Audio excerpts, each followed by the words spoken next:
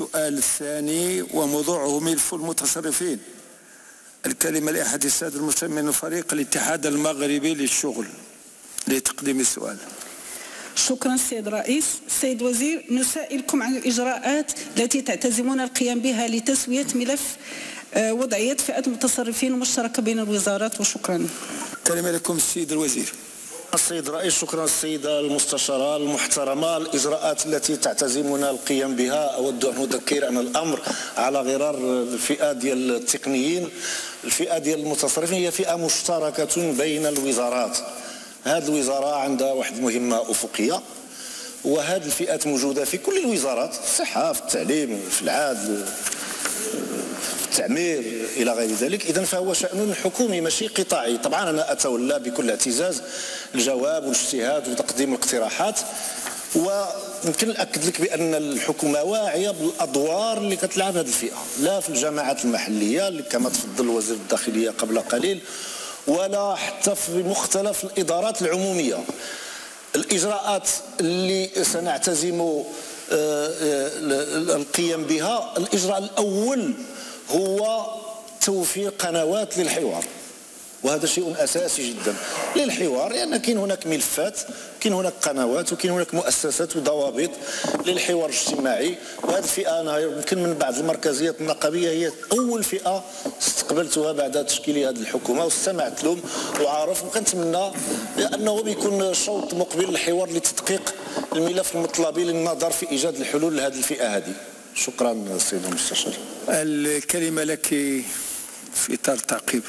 شكرا السيد الوزير. في الحقيقة استقبلتهم النقابة الوطنية للمتصرفين، ولكن استقبلتهم في 2017 وما كانش شي لقاء آخر للبت في هذه الإشكالية ديال الوضعية ديال المتصرفين، خصوصا أننا كنعرفوا أنها فئة اللي هي تعتبر عمود فقري بالنسبة للإدارة العمومية، وأساس أي إصلاح حقيقي للمرفق العمومي في بلادنا، بالنظر لأهمية المهام التي تطلع بها كالتخطيط والافتحاص والتسيير المالي وتدبير الموارد البشرية والتنظيم القانوني إلى غير ذلك.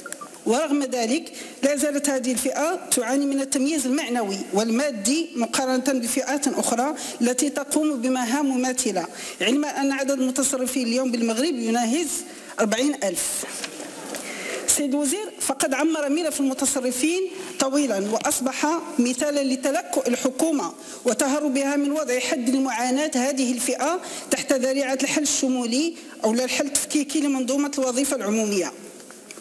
بالرغم من تماثل المتصرفين مع فئات أخرى في التكوين والشهادات والتخصصات وتطابق المهام والمسؤوليات بين هذه الفئات، فإنهم لا يتساوون في الأجر ولا يتساوون في أنماط وشروط الترقي وآلياته وفي الوضع الاعتباري وتكافؤ الفرص فيما يتعلق بإسناد مناصب المسؤولية.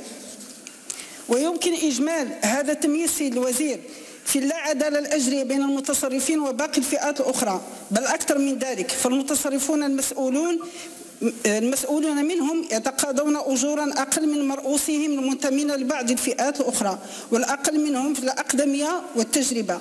إصرار الحكومة على إقصاء ملف المطلب للمتصرفين دون مبرر موضوعي في حين استجابت لمطالب بعض فئات من الأطر العاملة في الإدارة العمومية كهيئة كتابة الضبط، المهندسون، الأطباء، القضاة. حرمان المتصرفين من الدرجة الجديدة المنصوص عليها في اتفاق 26 أبريل 2011 في حين تستفيد فئات أخرى من هذه الدرجة.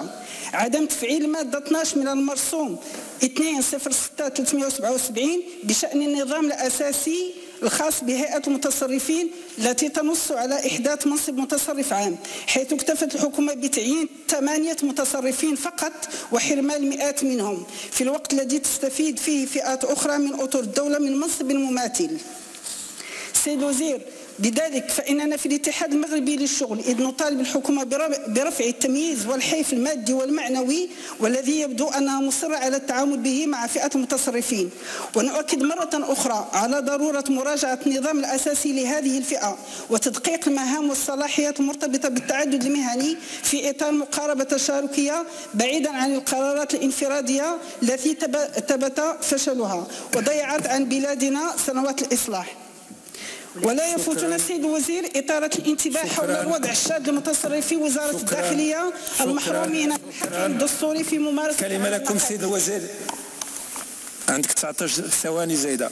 السيدة المستشارة المحترمة، شكرا على هذا التعقيب. غير باش نكونوا واضحين، هذه الفئة التي لا يخفى على أحد الأدوار والمكانة ديالها في النسق الوظيفة العمومية ماشي بهذه الصورة يعني تقريبا اللي رسمتي، ماشي هي شي فئة مستهدفة وشي جهة بغات تستهدفها وتقصيها وتحرمها من الحقوق ديالها. لا، الأمر لم يتم بهذا الشكل.